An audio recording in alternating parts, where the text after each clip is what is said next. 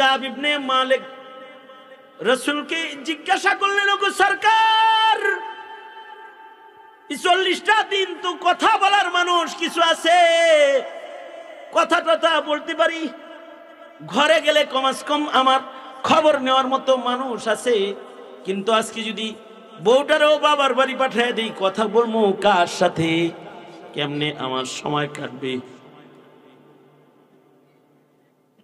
আল্লাহর রাসূল সাল্লাল্লাহু আলাইহি ওয়াসাল্লাম জিজ্ঞাসা, আপনার কাছে বিবিটারে কি একেবারে তালাক দিয়া বাড়ি পাঠায়া দিব, নাকি এমনি বাবার বাড়ি পাঠাও?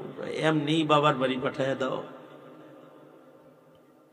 হযরত কাব বলেন, বউরে বাবার বাড়ি পাঠায়া দেওয়ার পরে এবার ঘরে আর কোনো লোক নাই আমি ছাড়া।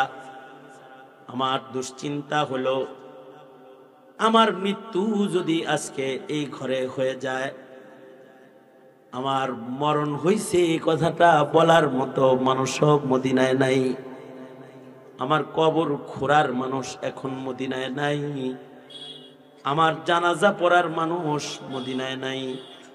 হযরত কাব বলেন, আমি পেরেশান হয়ে কান্নার গতি আরো বাড়াইয়া দিলাম।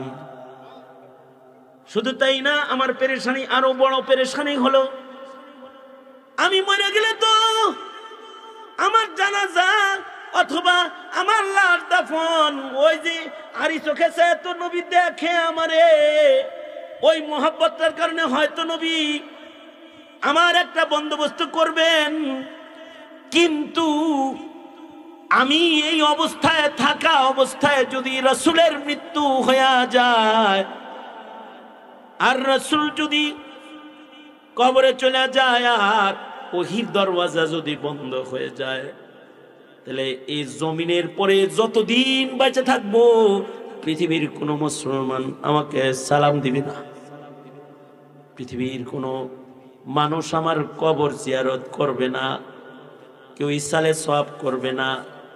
যে কঠিন অবস্থা, এই কঠিন অবস্থায় যখন পড়ে গেছি, তখন যে দিলের কি হাল হইছে, আল্লাহর শুকর, দীর্ঘ লম্বা সময় বয়কট থাকার পরে আল্লাহ তাআলা আমাদের ব্যাপারে কোরআনের আয়াত নাজিল করেছে যে ওদের তিনজন রে আমি আল্লাহ মাফ করে দিলাম।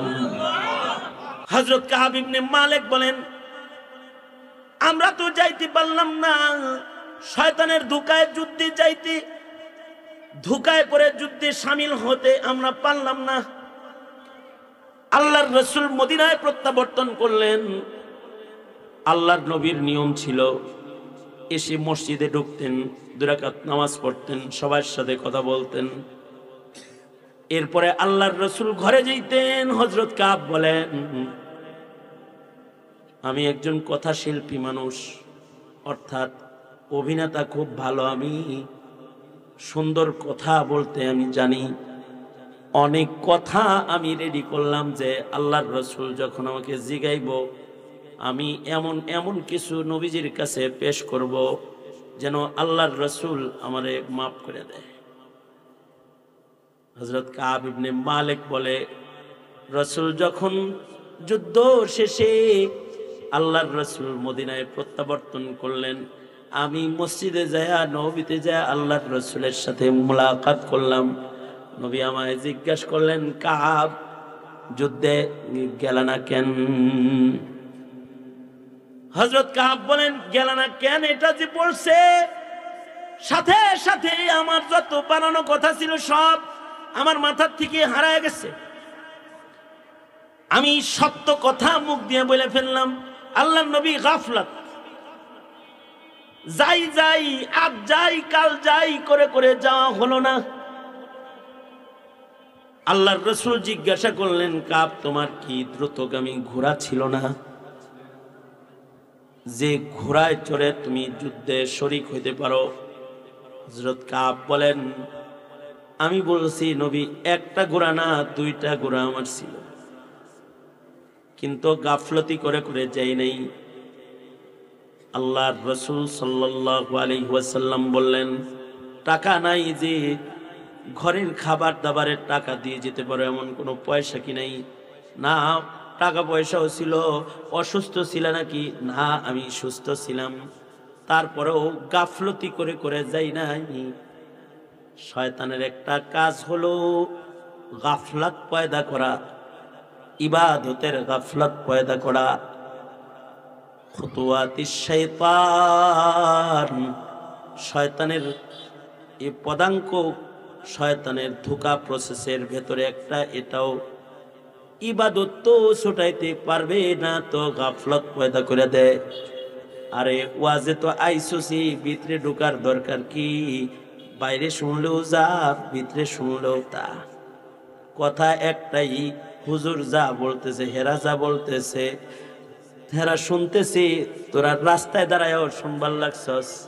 ধোঁকা দিল শয়তান। কামটা করলো কি? গাফলাত, বসিস না। অথচ বসলেই যা গুনাহ আছে সব গুনাহ মাফ। আমাদের একজন দুশমন আছে, আমাদের যে দুশমন আছে, বড় বড় দুইটা দুশমনের ভেতরে একটা দুশমন হলো, সবচেয়ে বড় দুশমন হলো শয়তান। শয়তান আমাদের দুশমন, এটা আমাদের জানাইছেন আমাদের রব, যিনি আমাদের বানাইছেন আল্লাহ। তিনি আমাদেরকে বলে দিছেন, সাবধান সাবধান বনি আদম, তোদের কিন্তু একটা দুশমন আছে, এবং খুব বড় দুশমন, প্রকাশ্য দুশমন, সুস্পষ্ট দুশমন শয়তান। শয়তান চেষ্টা করবে তোদের ঈমান আমল সব নষ্ট করে তোদেরকে ইসলাম থেকে বের করতে। কিন্তু তোরা আমার ভয় এই পরিমাণ রাখবি যে আমার ভয়ে তোরা ইসলামের ভেতরে ঢুইকা থাকবি। কখনো দুশমনের কথায় তোরা ইসলামের বাইরে কদম রাখবি না। যতই সুন্দর করে তোকে বুঝ দেখ, এই বুঝ কিন্তু নিস না। শয়তান যখন কারোর কোনো উপকারও করে, উপকারের ভেতরেও অপকার করে। শয়তান কিন্তু পর উপকারীও, শয়তান উপকারও করে। কিন্তু শয়তান যদি কোনো উপকার করে, তাহলে উপকারের ভেতরেও শয়তান অপকার করে। বুঝার জন্য একটা ঘটনা শুনেন। আমির মুআবিয়া রাদিয়াল্লাহু আনহু, দোনো হাত উপরে তোলেন তো। এই মোবাইল টিভি বাদ দেন, মেয়ে কি তুলবেন? এনে কি আছে?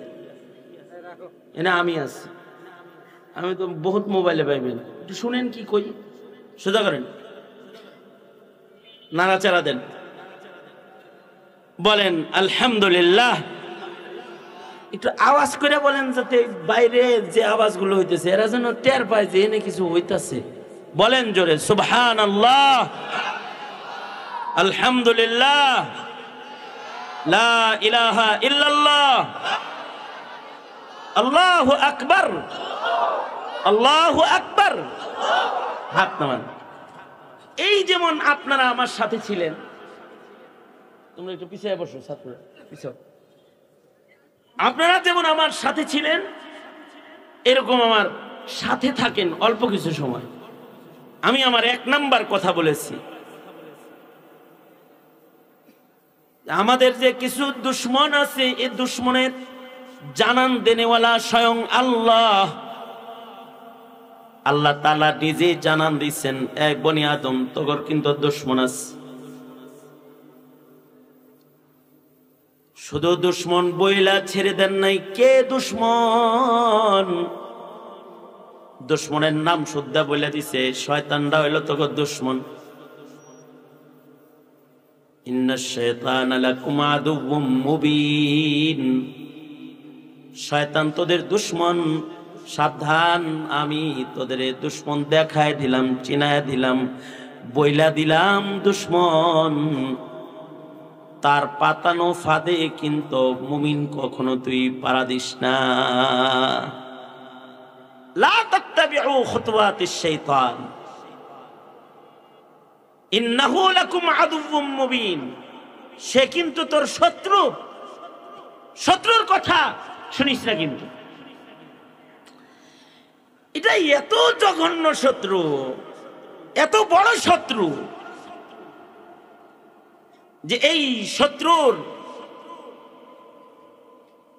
শত্রুর উপকারও যদি কোনোটা করে তার ভেতরেও কি থাকে? অপকার বিদ্যমান থাকে। মানে শয়তান যদি কারোর উপকার করে তাও ক্ষতি করে।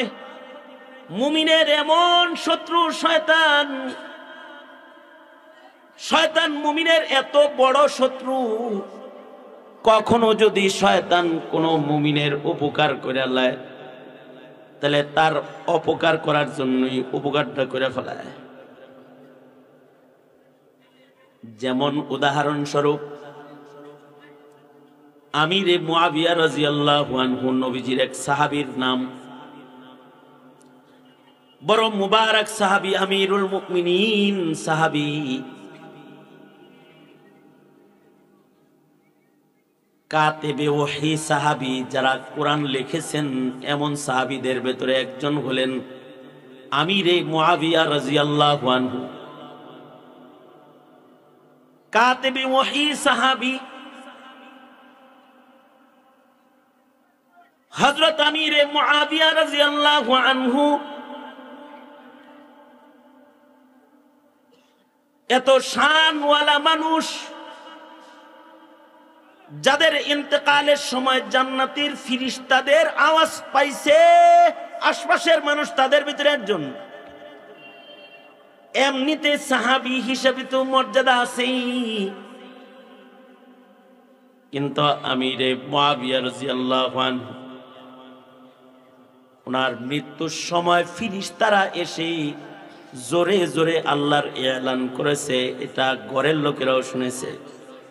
ইয়া আইয়াতুহান নাফসুল মুতমাইন্নাহ ইরজিই ইলা রাব্বিকি রাদিয়াতাম মারদিয়াহ ফাদখুলি ফি ইবাদি ওয়াদখুলি জান্নাতি। এই আয়াত পড়ে ফেরেশতারা নিমন্ত্রণ জানাইছে, আমন্ত্রণ জানাইছে মরার আগ দিয়ে। এবং আশ্চর্য, উনি মৃত্যুর আগে জেনে ফেলেছেন যে এখন আমার মৃত্যুবরণ করতে হবে, এখন মরতে হবে, এটা জানছেন। জান্না বুঝা উনি মরণের পূর্ণ প্রস্তুতি নিতেছেন। সুন্দর করে গোসল করলেন, সুন্দর জামা কাপড় পরলেন, আতর গোলাপ দিয়ে নিজেকে সুসজ্জিত করলেন। বুঝছো তো কি লেগে গেঞ্জাম? কি বুঝছো? হ্যাঁ বুঝো নাই? মাহফিলের ত্রিসীমানার ভেতরে আগামীতে বাজারওয়ালাদেরকে বসতে দিন, আধা মাইল দূর এই এরিয়ার ভিতরে দিবা। এটা তোমার এই আজকের পুরা মেহনত তোমার নষ্ট করে দিবে। এই বাজার পার্টি যারা আছে, বাজার তো নিকৃষ্ট। বাজার কি নিকৃষ্ট? এই দোকান ত্রিসীমানার ভেতরে হইতে দিবা না। একেবারে যে লাল পতাকা দিয়ে দিবা যে এই সীমানায় দোকানদারদের দোকান এসে দিয়ে দিবা, লাল লেখার ভিতরে লেখা দিবে আস্তাগফিরুল্লাহ আস্তাগফিরুল্লাহ আস্তাগফিরুল্লাহ। মৃত্যুর আগে আমিরে মুআবিয়া রাদিয়াল্লাহু আনহু ছাত্র এনে বসায় রেখে লাভ কি? লাঠি দিয়ে রাস্তায় দাঁড় করায় দাও, এত করে লাঠিও দিবা, বাড়ি দেওয়ার জন্য না, ডর দেখানোর জন্য। পাগড়িওয়ালাদের পাঠায় না, যেটি পাগড়ি পাবে হেঁটে বসায় রাখো, ভলেন্টিয়ার দাঁড় করায় দাও মাহফিলের আগে পিছে। ওই যে এই পেপু কিনতেছে দোকান থেকে আর বাজাইতে বাজাইতে যাইতেছে, পেপু পেপু। ওই যে একটা বাঁশি কিনবো, বাজাইতে বাজাইতে যাই। তা আমি কি বলতেছিলাম যে আমির মুআবিয়া মৃত্যুর আগ দিয়া কি করছেন জানেন? মৃত্যুর আগ দিয়া গোসল করছেন, নয়া গোসল। এমনকি গোসলের আগে উনি আঙ্গুলের নখগুলাও কাটছেন। পরিবারের লোকেরা জিজ্ঞাসা করে আমিরে মুআবিয়াকে, আঙ্গুলের নখ কাটা এটা আপনার শুক্রবারের কাজ? ইয়াউমুল জুমার কিছু সুন্নত আছে, তার ভেতরে একটা সুন্নত হলো শুক্রবারে সকাল বেলায় জুমার নামাজ পড়বো, এই ইরাদা করে নিয়ত করে আঙ্গুলি সাফ করা, মুছ কাটা, নাপাক জায়গাগুলো যেখানে নাপাক লাগার সম্ভাবনা থাকে এগুলোকে ছাটা। আল্লাহর রাসূল ইয়াউমুল জুমাতে শুক্রবারে এই কাজগুলা করতেন।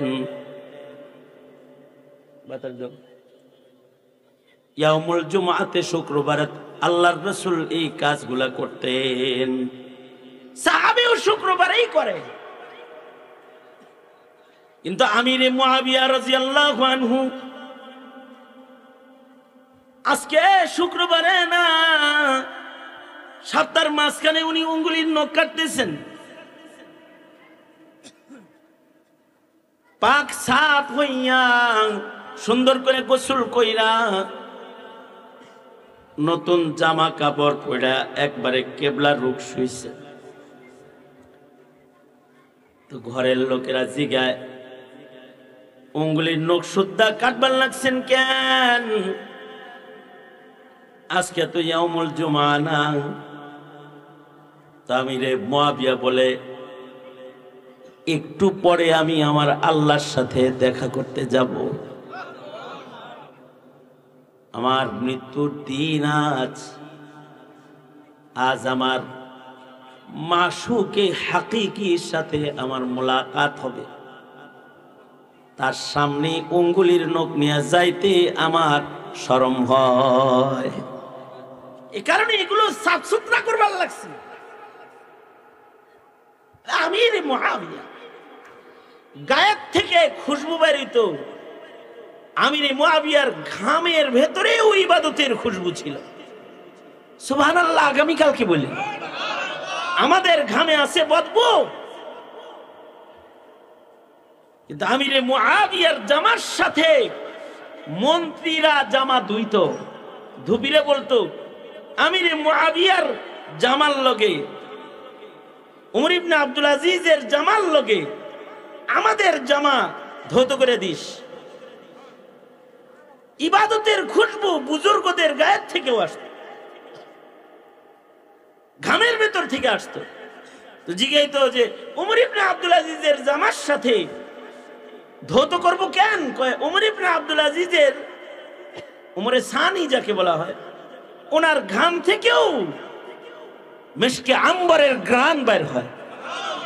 ওনার কাপড়ের সাথে কাপড় ধুইলে এই কাপড় থেকে খুশবু পাওয়া যায়। এইরকম খুশবুদার আবেদ সাহাবায়ে কেরাম সবাই, আমির মুআবিয়া আলাদা একজন ছিলেন। এই আমির মুআবিয়া রাদিয়াল্লাহু আনহু উনি একদিন তাহাজ্জুদের সময় ঘুমাইতেছেন, শয়তান আসছে উপকার করার জন্য। তাহাজ্জুদের উত্তর শেষ হওয়ার আগেই শয়তান আমির মুআবিয়ার ডাকবার লাগছে, উঠেন উঠেন আমির মুআবিয়া উঠেন, নামাজ পড়বেন না, তাহাজ্জুদের উত্তর শেষ হয়ে গেল। তো আমির মুআবিয়া চিন্তা করে যে দরজা জানালা বন্ধ করে একা করে ঘুমাইলাম, এটা কি আমারে তাহাজ্জুদের জন্য ডাকতে আইছে? মানুষ ঢুকলো কোন জায়গা থেকে? আমির মুআবিয়া আগন্তুকের হাত চেপে ধরে ফেলেছে, হাত ধরে ফেলাইছে, এখন তো আর যাওয়ার সুযোগ নাই। আমির মুআবিয়া দেখায় জিগায়, মানুষের সুরতে এমন সুরতের কোনো খাদেম আমার বাইত নাই, তুমি কি তাহাজ্জুদের জন্য আমাকে জাগাইতে এসেছো? এটাকে জানতে চাই, কোথা থেকে আসছো? এটাই কয় যে হুজুর আমি আই নাই, আমি সব সময় আপনার লগেই থাকি, আমি হলো আপনার সাথে ডিউটিকারী শয়তান। আল্লাহর রাসূল বলেছেন সব মানুষের সাথে শয়তান আছে। ইবলিসের যে সংসদ আছে, এই সংসদে আইন হয়, বাচ্চা টাচ্চা যার জন্ম হয় একটা করে ডিউটি দেওয়া হয়। মানুষ বাড়ে তো ডিউটিও বাড়ে, সবার সাথে একটা করে শয়তান আছে। সাহাবী বলে আমাকা ইয়া রাসূলুল্লাহ, নবীজি আপনার সাথেও শয়তান আছে? নবীজি বলেন হ্যাঁ আছে আমার সাথে, কিন্তু আমার সাথে শয়তানটা এটা ওয়ালাকিন আসলামা, সে নিজেও মুসলমান হয়ে গেছে। সুবহানাল্লাহ, শয়তান নিজেও মুসলমান হয়ে গেছে। আমিরে মুআবিয়ার সাথে শয়তানে কয় আমি তো আপনার লগেরটাই আমি জাগাইছি আর কি আপনারে। আমিরে মুআবিয়া বলে তুমি শয়তান হয়ে তো মানুষের নামাজ পড়ানোর কথা না, তুমি আজকে আমারে নামাজ পড়াইলা কেন? তাহাজ্জুদ নামাজ পড়ার জন্য তুমি আমারে ডাকতে আসছো কি জন্য, এটা জানতে চাই। শয়তান বলে কয়েকদিন আগে ধোঁকা দিয়া আপনাকে তাহাজ্জুদ ছুটায় দিছিলাম, আপনি তাহাজ্জুদ পড়তে পারেন নাই, কিন্তু আল্লাহর সাথে আপনার প্রেম জ্বালা এত গভীর যে এক রাত তাহাজ্জুদ না পড়ার কারণে সারাদিন আপনি কাঁদছেন। কি লেগে কাঁদছিলেন এইটা কোনাকে? কাঁদছিলাম এজন্য যে এই দিনের বেলায় যেন আমার মৃত্যু না হয়, যদি দিনের বেলায় আমার মরণ হইয়া যায় তাহলে আমার জীবনের শেষ রজনীটা এমন গেল যেই রজনীতে তাহাজ্জুদের নামাজ নাই। এই পেরেশানিতে আমি কান্নাকাটি করছি। জানেন কি হয়েছে এরপরে?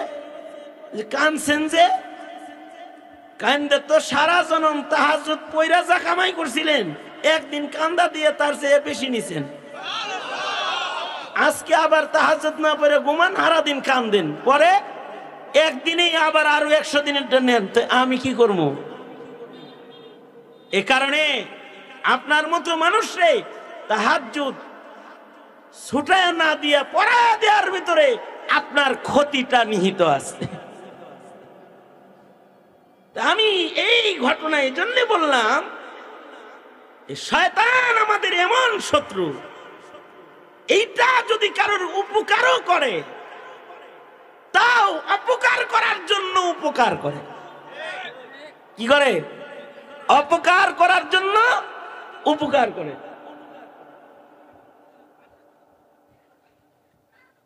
রব্বুল আলামিন এই সুস্পষ্ট শয়তান শনাক্ত করে দিয়ে আমাদের কি বলে, সাবধান, শয়তান কিন্তু আছে প্রকাশ্য শত্রু। শয়তান প্রথম চেষ্টা করে বান্দার ঈমান নষ্ট করতে, এরপরে চেষ্টা করে ঈমান যেহেতু নষ্ট করতে পারলাম না, আমল নষ্ট করি, আমল নষ্ট করতে চেষ্টা করে। আমলও যখন নষ্ট করতে পারে না, আমলও নষ্ট করতে পারতেছে না, দেখা যায় আমল সে বাদই দেন। শয়তানের তৃতীয় প্রসেস হয়, তাইলে আমলের ভেতরে গাফলাত পয়দা করি, মানে এতটুকুন হোক আমল করুক কিন্তু তাকবীরে উলাটা জানি না পায়, এমন এক কাম করবে যে কাজটা করে কমাস কম তাকবীরে উলা নষ্ট করে দিতে পারবে। অথবা নামাজ তো পড়বেই, জামাতটা যেন ধরতে না পারে। সুন্দর সুন্দর প্রসেস না? হ্যাঁ, কে কথা কন না কে? সুন্দর প্রসেস না? প্রথম চেষ্টা করে ইমানটাই নষ্ট করে দিই, কাদিয়ানি বানাইতে চেষ্টা করে, মুরতাদ বানাইতে চেষ্টা করে, নাস্তিক বানাইতে চেষ্টা করে। এক নাম্বার টার্গেট নেই এটা। এটা যদি না পারে তাহলে কয় তাহলে ফাসিক বানায়া দিই, বেনামাজি বানায়া দিই। এটা নামাজ থেকে সরাইতে থাকে, ইবাদত থেকে সরাইতে থাকে। যখন দেখে এটা তো ইবাদত ছাড়ে না রে, তখন শয়তান চেষ্টা করে ইবাদত তো সে করবেই, তাহলে কম আজ কম ইবাদতটা যেন পূর্ণ মাত্রার আল্লাহর পছন্দের কায়দায় না করে। জামাত ছাড়া নামাজ পড়ায়, তাকবীরে উলা ছাড়া নামাজ পড়ায়, মসজিদে যাইতে দেয় না, ধোঁকা দিয়ে দেয়, খালাত মলত করে ফেলায়, সূক্ষ্ম সূক্ষ্ম ধোঁকা দিয়ে বান্দাকে ইবাদতের ভিতরে গাফলাত করায়। নিয়ত করছে 1000 টাকা দান করবে, আজকে করিস না, ঠিক আছে কালকে করিস নে। এমন এক গাফলাত পয়দা করে দিছি যে নেকির কাজটা করতে যেন তার দেরি হয়। নেকির কাজ যদি করতে দেরি হয়, এখন তো আর সরাসরি ওই সাজা আমাদেরকে দেয়া হয় না। শয়তানের এই ধোঁকার ভিতরেও যারা পড়ছে যে নেকির কাজ করতে দেরি করছে, এজন্য শরীয়তে ইসলাম তাদের উপরে শাস্তি প্রয়োগ করেছে, শাস্তি দিয়ে দিছে তাদের।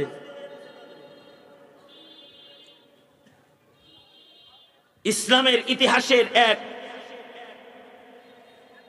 স্মরণীয় যুদ্ধ হলো তবুকের যুদ্ধ। আর তবুকের যুদ্ধ হলো আল্লাহর রাসূলের জিন্দেগীর সশরীরে নিজ নেতৃত্বে সেনাপতি হয়ে যুদ্ধের নেতৃত্ব দিয়ে যুদ্ধ করার শেষ যুদ্ধ। এই যুদ্ধে আল্লাহর রাসূল নিজেই ছিলেন সেনাপতি। এটা নবীজির জীবনের শেষ যুদ্ধ, যে যুদ্ধে আল্লাহর রাসূল সেনাপতি হয়ে লিডিং দিয়েছেন, তবুকের যুদ্ধ। আল্লাহর রাসূল যেহেতু যুদ্ধে যাইবেন, মৌসুমটা ছিল বাণিজ্যিক মৌসুম, অর্থাৎ খেজুরগুলা ধরছে, 2-4 দিনের ভিতরে খেজুর পাকবে আর খেজুরগুলো ঘরে তুলতে হবে। আরবের একমাত্র অর্থ উপার্জনের মাধ্যম হলো খেজুর। এর ভিতরে আল্লাহর রাসূলের এলান হলো, চলো রোমকদের সাথে যুদ্ধে যেতে হবে। তবুকের যুদ্ধে সফর করতে হবে 1100 মাইল রাস্তা, 1000 মাইলের উপরে পায়দল সফর করে যাইতে হবে যুদ্ধ করতে। যাইতে কয়দিন লাগে, তাইলে আইতে কয়দিন লাগে? মাঝখানে যদি 1 মাস যুদ্ধ হয়, 15 দিন যুদ্ধ হয়, সময় কত লম্বা হয়। কতদিন খেজুর থাকবে নি, সব তো পড়ে যাবে, পড়ে গেলে তো লস হয়ে যাবে। এদিক দিয়ে ইসলামের এই যুদ্ধে আল্লাহর রাসূলের নির্দেশ, আল্লাহর পক্ষ থেকে নবীজি বললেন, অমুক অমুক অমুক অমুক অমুক অমুক তোমরা মদিনায় থাকবে, এ ছাড়া বাকি যা আসো, তুমি নামাজ পড়াইবা, তুমি প্রশাসন দেখবা, তোমার এই দায়িত্ব, তুমি আজান দিবা, আর বাকি যা আসো সব আমার সাথে যুদ্ধে যাইবা।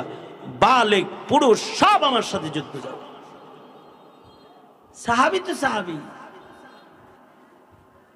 সবাই বের হয়ে পড়েছে, আল্লাহর রাসূলের সাথে যুদ্ধে বের হয়ে পড়ছে।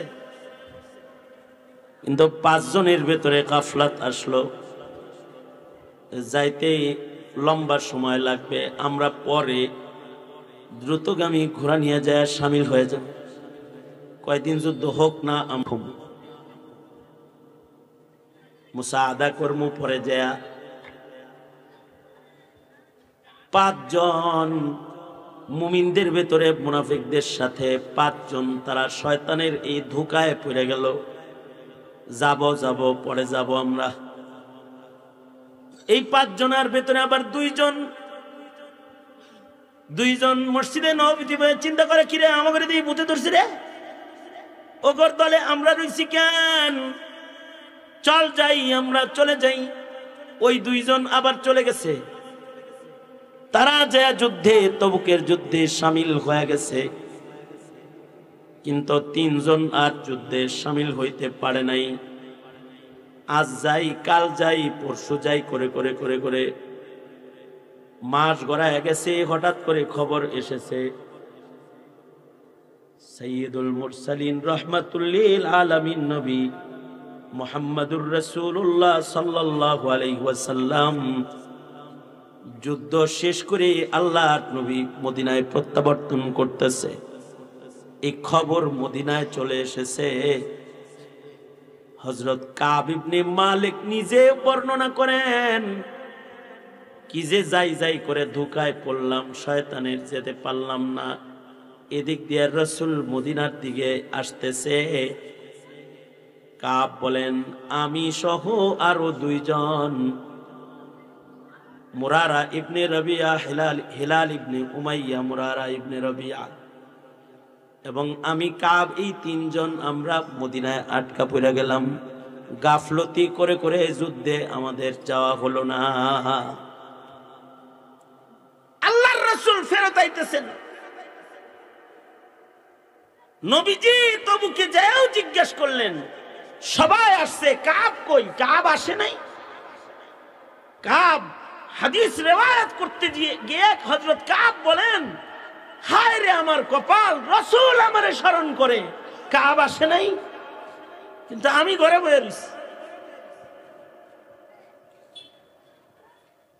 হযরত কাব ইবনে মালিক বলেন, আমরা তো যাইতে পারলাম না, শয়তানের ধোঁকায় যুদ্ধে যাইতে, ধোঁকায় পড়ে যুদ্ধে শামিল হতে আমরা পারলাম না।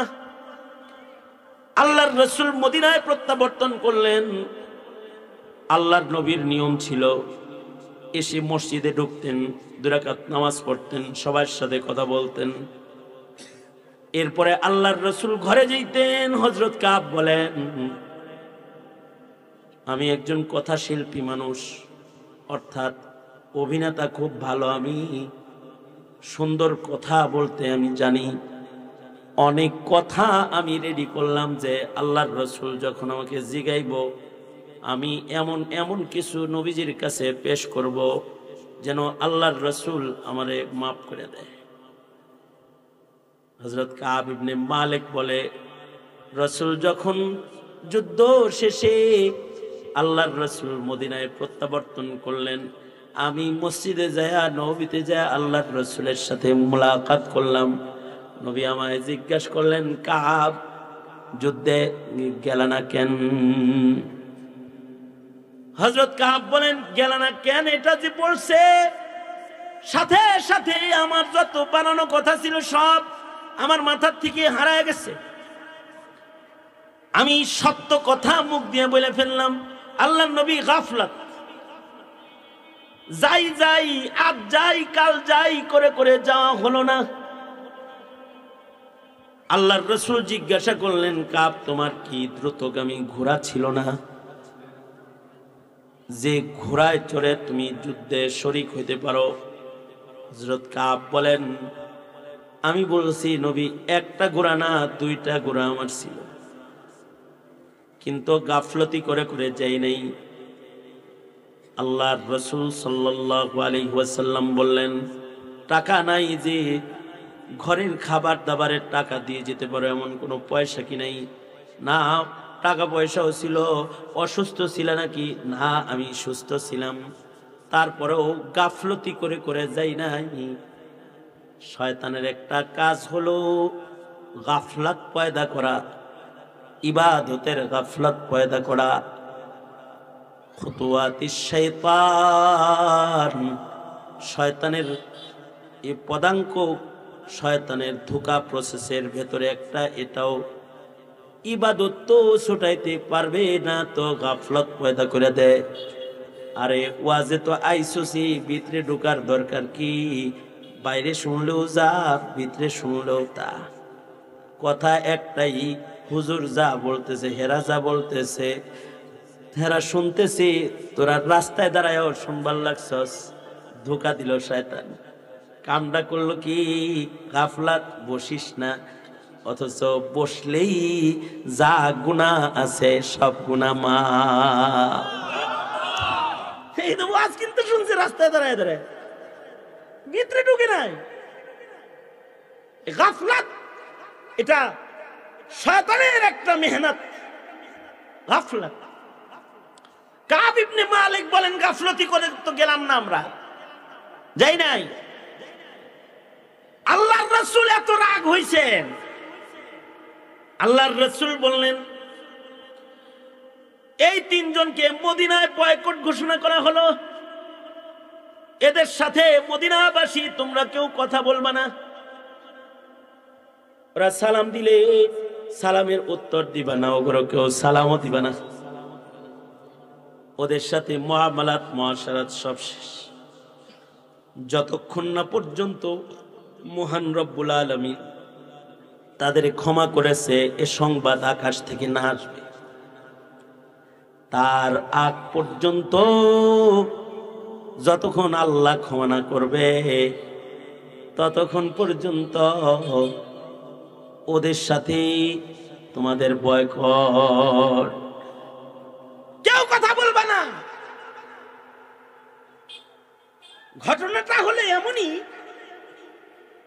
মা সন্তানের লগে কথা কয় না,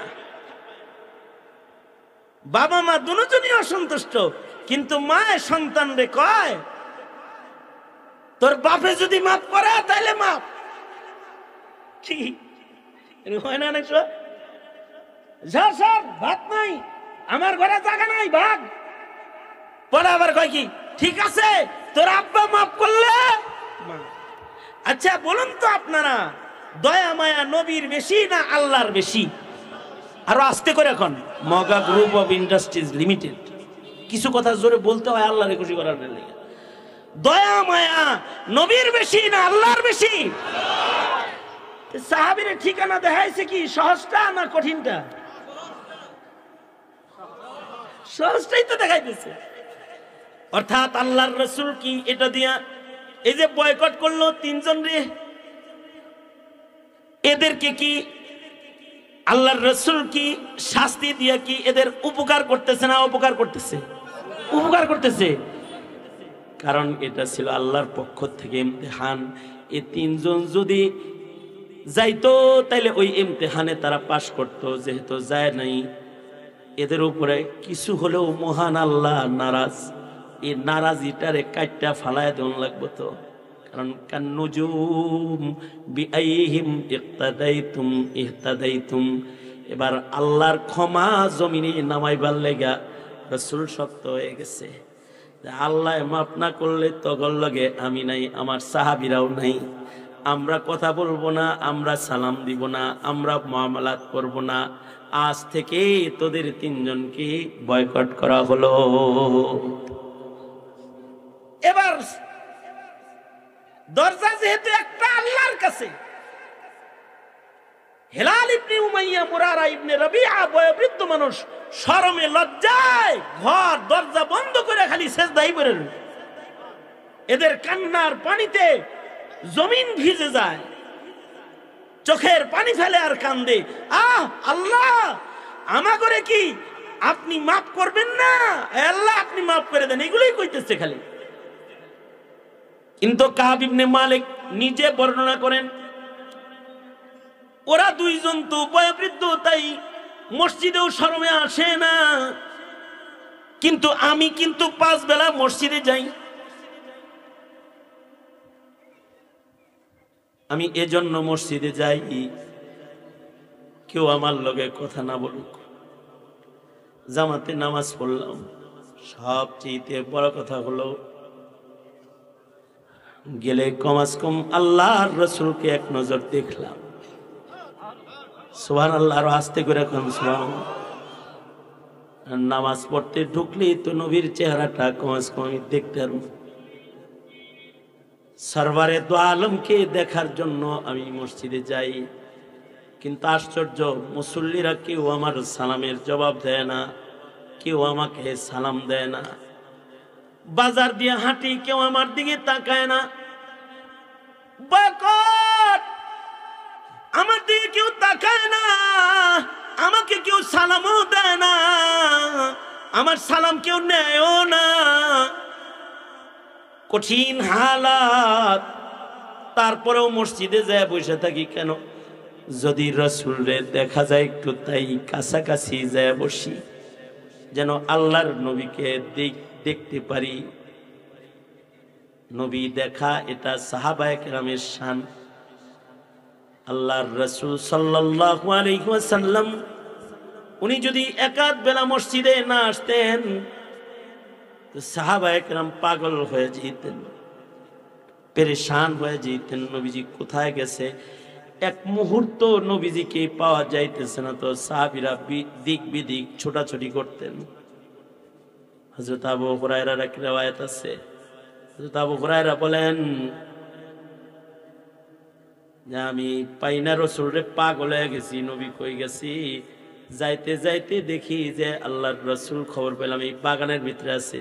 কত তাড়াতাড়ি রাসূলকে দেখব, বাগানের চতুর্দিক দিয়ে দেওয়াল ঘুইরা যায়, রাসূল দেখতে দেরি হইব, তাই বাগানের পানি বের হওয়ার ড্রেনের ভেতর দিয়া হামাগুড়ি দিয়ে যায় নবীর সামনে আমি দাঁড়ায় গেছি। আর আল্লাহর রাসূল আমাকে দেখে বলে, আবু হুরায়রা আসছো কেন? আসবো না, আপনারা খুঁজা পাই না, আপনারা দেখতে আইছি, পেরেশান হয়ে গেছি আপনাকে না পায়া। ঠিক আছে, কোনো পেরেশানি রাখবো না, এই যে আমার জুতাটা হাতে লাও, আর বাইরে যায় যারা আসতেছে আরো আইতেছে, আপনারা খুঁজে না পায়া, সব আপনারা দেখতে আইতেছে। তাহলে যে গেটে যায় দাঁড়াও, আর সবাই রে বলো মান ক্বালা লা ইলাহা ইল্লাল্লাহ দাখালাল জান্নাহ। কেউ যদি খালি কালমা পড়া তাহলে তার জান্নাত সোজা। হযরত আবু হুরায়রা এরকম একটা খবর পাইছে, এটা আর দেরি করুন যায় দিতে, জুতা নিয়ে এক দৌড় দিছে। হযরত উমরের সাথে পয়লা দেখা, এই যাস কই? এই যে দেখেন জুতা, নবীর জুতা, নবী কইছে বলতে মান ক্বালা লা ইলাহা ইল্লাল্লাহ দাখালাল জান্নাহ। হযরত উমর আবু হুরায়রা একটা ধাক্কা মারছে, ভিতরে যা।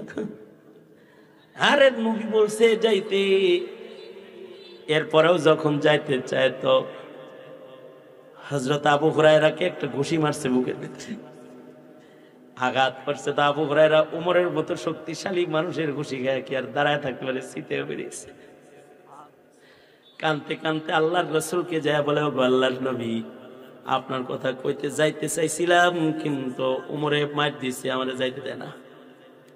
উমর, কেন যাইতে দাও না? আমার কথার উপরে কি তোমার ঈমান নাই? কেন বলতে দিলা না? হযরত উমর বলে, আল্লাহর নবী, কথার উপরে আমার ঈমান আছে, কিন্তু মদিনায় সব ঈমানদার শক্ত না, কিছু আছে দুর্বল ঈমানদার, এরা যদি এখন এই কথা শুনে তাহলে নামাজ রোজা সব ছেড়ে দিবে। রাসূল বলছে মান ক্বালা লা ইলাহা ইল্লাল্লাহ দাখালাল জান্নাহ, না নামাজ লাগবো না রোজা লাগবো, সিধা জান্নাত পাওয়া যাইব। কিন্তু এটা তো ঈমানের আউয়াল মারহালা। হ্যাঁ, জান্নাতে যাওয়ার উপযুক্ত হইছে। হামিদ সাহেবটা নিয়ে আসো। জান্নাতে যাওয়ার উপযুক্ত হইছে, এখনই জান্নাত একেবারে কনফার্ম হয় নাই। জান্নাতে যাইতে হইলে উদখুলু ফিস সিলমি কাফা, বিনা হিসাব কেউ যাইতে চাও তাহলে উদখুলু ফিস সিলমি কাফা, পুরা ইসলামের ভিতরে ঢুকো, তাইলে বিনা হিসাব যাইতে পারো। নিজের আমলি জিন্দেগি যেমন হবে, জান্নাতে যাওয়ার রাস্তাটা ঠিক তেমন হবে। আমলি জিন্দেগি যদি হয় বড় দুর্বল, আমলের সাথে যদি দূরত্ব হয় অনেক বড়, জান্নাতের সাথেও দূরত্ব হবে অনেক বড়। বহরহাল সাহাবী তো সাহাবায়ে কিরাম রিজওয়ানুল্লাহি আলাইহিম আজমাইন, ওনারা রাসূলকে দেখার জন্য পাগল হইতেন। আবু হুরায়রা গ্রেনেড নিয়ে দিয়ে ঢুকছে রাসূল দেখতে। হযরত আবু বকর বলে, আন-নাজরু ইলা ওয়াজহি রাসূলিল্লাহ, আমি আবু বকরের পছন্দিদা আমলের এক নাম্বার হলো আন-নাজরু ইলা ওয়াজহি রাসূলিল্লাহ, নবীর চেহারা তাকায় তাকায় দেখা। এ কারণে ইমানদার মুমিন যারা, তারা নায়েবে নবী দেখতে মাহফিলগুলোতে যায়, কাজ বাদ দিয়ে ওয়াজে যায়। কেন? নায়েবে নবীরা আইব, যাই একটু থাইকাই, নবীর মুহাব্বত ঈমান। কাব ইবনে মালিক বলে, আমার তো রাসূলকে দেখতে মনে চায়, গেলে তো রাসূলকে একটু দেখা যায়, এর লাগে পাগলের মতো যাই দেখতে। তবে কাব ইবনে মালিক আশ্চর্য একটা কথা বলেছি, আমি যখন তাকাই নবীর দিকে, নবী তখন অন্যদিকে তাকায় থাকে, কিন্তু আমি যখন নামাজে থাকি তখন নবীজি আরই চোখে তাকায় তাকায় আমারে দেখে। যখন আমার চোখ অন্য জায়গায় থাকে তখন আল্লাহর রাসূল আমাকে দেখতে থাকে। কিন্তু তারপরেও শাসনের উপরে শাসন। এক মাস পরে আল্লাহর রাসূল কাব ইবনে মালিককে বলে, 40 দিন হয়ে গেছে। এক মাস পরে যে আল্লাহর রাসূল বলতেছেন, কাব ইবনে মালিক এদিকে আসো, তোমার ঘরে কি তোমার বিবি আছে নাকি? কয় হ্যাঁ আছে। বউটারেও বাবার বাড়ি পাঠায় দাও। মানে শাসনের উপরে শাসন। হযরত কাব ইবনে মালিক রাসূলকে জিজ্ঞাসা করলেন, ওগো সরকার, 40টা দিন তো কথা বলার মানুষ কিছু আছে, কথা টথা বলতে পারি, ঘরে গেলে কমাস কম আমার খবর নেওয়ার মতো মানুষ আছে, কিন্তু আজকে যদি বউটারও বাবার বাড়ি পাঠায় দেই, কথা বলবো কার সাথে, কেমনে আমার সময় কাটবে? আল্লাহর রাসূল সাল্লাল্লাহু আলাইহি ওয়াসাল্লাম জিজ্ঞাসা, আপনার কাছে বিবিটারে কি একেবারে তালাক দিয়া বাড়ি পাঠায়া দিব, নাকি এমনি বাবার বাড়ি পাঠাও? এমনি বাবার বাড়ি পাঠায়া দাও। হযরত কাব বলেন, বউরে বাবার বাড়ি পাঠায়া দেওয়ার পরে এবার ঘরে আর কোনো লোক নেই আমি ছাড়া। আমার দুশ্চিন্তা হলো, আমার মৃত্যু যদি আজকে এই ঘরে হয়ে যায়, আমার মরণ হইছে এই কথাটা বলার মতো মানুষ মদিনায় নাই, আমার কবর খোঁড়ার মানুষ এখন মদিনায় নাই, আমার জানাজা পড়ার মানুষ মদিনায় নাই। হযরত কাব বলেন, আমি পেরেশান হয়ে কান্নার গতি আরো বাড়াইয়া দিলাম। শুধু তাই না, আমার পেরেশানি আরো বড় পেরেশানি হলো, আমি মরে গেলে তো আমার জানাজা অথবা আমার লাশ দাফন, ওই যে আরি চোখে সে তো নবী দেখে আমারে, ওই মোহাব্বতের কারণে হয়তো নবী আমার একটা বন্দোবস্ত করবেন, কিন্তু আমি এই অবস্থায় থাকা অবস্থায় যদি রাসূলের মৃত্যু হয়ে যায়, আর রাসূল যদি